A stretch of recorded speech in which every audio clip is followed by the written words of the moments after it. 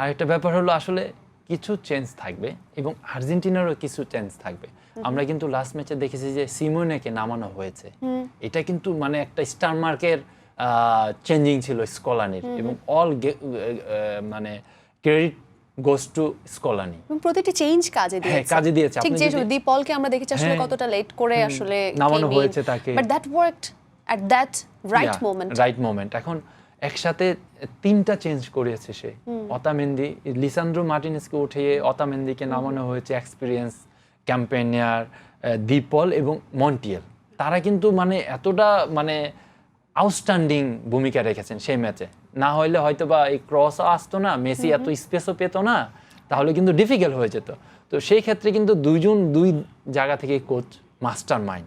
এখন ঘটনা হয়েছে এই ফাইনাল ম্যাচে আসলে কোন কোচের আপনার স্ট্র্যাটেজি ক্লিক করবে ওইটা হলো দেখার বিষয়। এটা একটা ভালো বলেছেন, যেমন ফ্রান্সের হারের জন্য টুখেলকে খুবই কড়া সমালোচনা সহ্য করতে হচ্ছে এবং ফ্রান্সের অনেকেই তার পদত্যাগ দাবি করছেন, কিন্তু টুখেল কিন্তু একটা ইন্টারভিউতে এটাই বলছিলেন যে ওই মুহূর্তে আমি সেই স্ট্র্যাটেজিটা নিয়েছি, সেটা কাজে লাগলে কিন্তু তখন কোচকেই বাহবা দেওয়া হতো, কিন্তু যেই মানে যেটা আসলে চেয়েছে যে আরো বেশি অ্যাটাক করে খেলুক, সেটা হলে রিস্ক নেওয়া হতো, এবং রিস্ক নিলে যদি আরো গোল কনসিড করতো সেক্ষেত্রে কিন্তু তখনও ইংল্যান্ড তখনও কিন্তু সেটা নিয়ে আবার না আসলে আমার কাছে মনে হয় কি ইংল্যান্ড এরকম একটা কান্ট্রি, স্পেশালি স্পোর্টসের দিক দিয়ে আমার কাছে মনে হয় না কেউ কমফোর্টেবল জোনে থাকে। আপনি হ্যারি কেন আজকে এই সিজনে 73টা 73 গোল, মানে I can't imagine. Before Messi একসাথে 93 গোল করেছে, তারপরে যে 73 গোল করবে কেউ এক সিজনে, এটা আমি ভাবিনি। রোনালদো ওই লেভেলে করতে পারেনি, 68-69 গোল করেছে। তো তার লিডারশিপ নিয়ে কিন্তু কোনো নাই, প্রশ্নবিদ্ধ নাই। আসলে সে কি ব্যতীত হয়েছে আসলে এই স্ট্র্যাটেজিতে যাওয়ার পরে প্রেস কনফারেন্সে দেখেছি। That was very visible in this, right? আমি ফ্রান্স বলছিলাম, দুঃখিত। হ্যারি কেনের কথা শুরু থেকেই আসলে যখন ইংল্যান্ড খেলছে এবং তার আগের পারফরম্যান্সের জন্য ওভারঅল ওভার দ্য সিজন সবাই হ্যারি কেনকে নিয়ে বলছিল, এবং একই সাথে আবার জুড বেলিংহাম কিন্তু নতুন করে সবার নজর কেড়ে নিয়েছে। লামিনে ইয়ামাল এবং মেসি, এই ক্ল্যাশটি দেখার জন্য কিন্তু অনেকে মুখিয়ে আছে। সো আমরাও কেন বাদ থাকবো এই দুজনের, যদি কি বলা যায় এই ফেস অফটা আপনি দেখার জন্য কতটা এক্সাইটেড? দুজনের একটা লম্বা হিস্ট্রি, এবং সেই হিস্ট্রিটাও kind of weird, kind of poetic. How do you feel about that? It's very interesting. আসলে পুরো সমগ্র ওয়ার্ল্ড আসলে সেই জয়টা আসলে দেখবে। দুজনের দুই ধরনের ক্যাপাবিলিটি, কোয়ালিটি।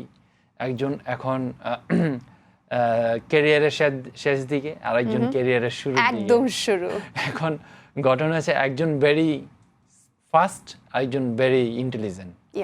তো এখন ঘটনা হয়েছে দুইজনের ক্যাপাবিলিটি অনুযায়ী সেরা এখনকার সময়, এবং আমি মনে করি যে দুইজনেরই ক্ষমতা আছে ম্যাচকে ঘুরিয়ে দেওয়ার, এবং দুইজনেই আমার কাছে মনে হয় যে একজন তো আসলে লাগাসি যদি বলি 20 বছরের একটা ক্যারিয়ার, তার বয়স এখন 19, আমি বলবো যে ক্যারিয়ার তার 1 বছরের বড়। আর লামিং আসলে 16 বছর যখন তার 16 পেরিয়ে 17 ছুঁইছি, তখন সেই ইউরো কাপ জিতেছেন এবং বেস্ট প্লেয়ার হয়েছেন। আসলে সেও তার এজ অনুযায়ী অনেক কিছু করে ফেলেছেন। বার্সেলোনার হয়ে 101টি ম্যাচ খেলে ফেলেছেন। আসলে এবং অ্যাজ আ ফুটবলার যদি বলি, চাঁদ কপাল নিয়ে জন্মেছে। এবং মেসি যেই একাডেমি থেকে বড় হয়েছে, প্লেয়ার হয়েছে, লামিংও সেম। তো আসলে দুজনের ক্যারিয়ারে বার্সেলোনা একই নম্বরে জার্সিতে বার্সায় খেলেছে দুজন। এক্স্যাক্টলি। তো এখন নাম্বার 10 সে বার্সেলোনায় পড়ছে। সবকিছু কিন্তু মিল আছে। ইভেন আপনি যদি দেখেন যে মেসি যখন একটা ছবি ভাইরাল হয়েছে, তখনও কিন্তু 19 বছর ছিল। 19 তারিখে ওয়ার্ল্ড কাপের ফাইনাল। 19-এর ছড়াছড়ি, রাইট? আমরা কত বলছিলাম এটা নিয়ে। তো আসলে আমার কাছে মনে হয় যে মেসির ইমপ্যাক্টটা বেশি থাকবে, এবং লামিং যতই কনফিডেন্স থাক, একটু নার্ভাসনেস অবশ্যই কাজ করবে তার মধ্যে। ফার্স্ট ওয়ার্ল্ড কাপ এবং ফাইনাল। আসলে একটা ব্যাপার, কিন্তু লামিং এখনো তার সেই যদি বলেন যে গোল করা, অ্যাসিস্ট করা, সেই ফর্মে কিন্তু এখনো সেই নাই, কিন্তু তার একটা ধারাবাহিক পারফরমেন্স আছে যেটাকে নিয়ে স্পেন অনেক উপকৃত হয়েছে। তো এখন কিন্তু ধরা যায় যে ফাইনাল ম্যাচে যে লামিং গোল করবে না, অ্যাসিস্ট করবে না, এটা কিন্তু আমরা হয়তোবা আপনি আর আমি বলতে পারছি না।